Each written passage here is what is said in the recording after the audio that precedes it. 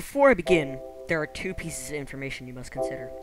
Have you ever noticed that whenever a mirror is reflected into another mirror, after multiple reflections, it begins to fade into a darker and greener infinity? The mirrors can be cracked or completely unblemished. It simply does not matter. The light will always disappear and greenify the deeper the reflection tunnel runs.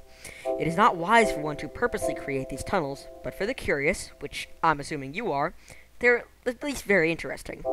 Secondly, yes, your doppelganger does live as your immediate reflection on the surface of the mirror. The good news is they are harmless. They live as you do, as clueless to as you when they see you in their reflection.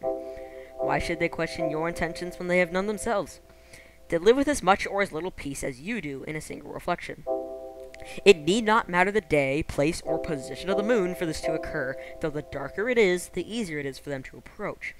It would also be a good idea to note the precise time at which you begin for reasons that will be made clear later.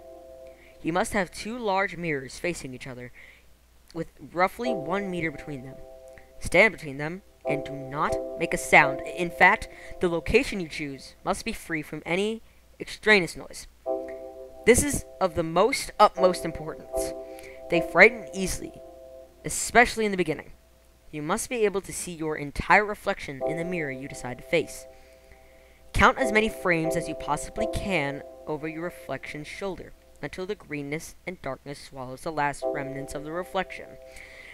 Depending on the amount of light in your location, this should take anywhere from 10 to 20 minutes. Feel free to take your time. As your eyes strain to count the last visible frame, you should notice pale shapes emerge from the furthest green of the mirror tunnel before they retreat into their infinity again. This may just be a trick of the mind at first, but slowly you will begin to see them more and more frequently. Once they begin appearing at more and more regular intervals, you may notice an uneasy expression appear on your reflection's face, although you may feel your own face at ease. Step out from between the mirrors immediately at this point, exit from the room you were in, and lock the door behind you. They have awakened. If, on the second day, you feel as curious as the first, you may repeat the same process as described above. It must begin at the exact same time you had started the previous day, hence having written it down. Those things that you may have glimpsed at for only a few seconds may reappear more readily if you have earned their favor. Your reflection may appear a bit shaken, but that's only a trick of the mind and nothing you really need to worry about. Once you have finished counting back as many frames as possible, blink only once to refocus yourself. You should not close your eyes again.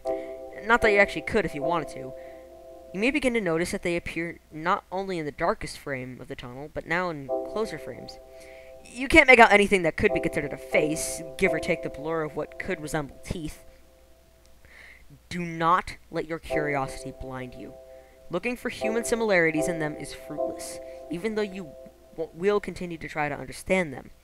If they ever appear in any frame less than 6 away from your own reflection, they have become too comfortable with you and you with them. They have become too beautiful to ignore. You have become too focused on them to notice your own reflection, pointing, warning you about the thing reaching through the mirror behind you.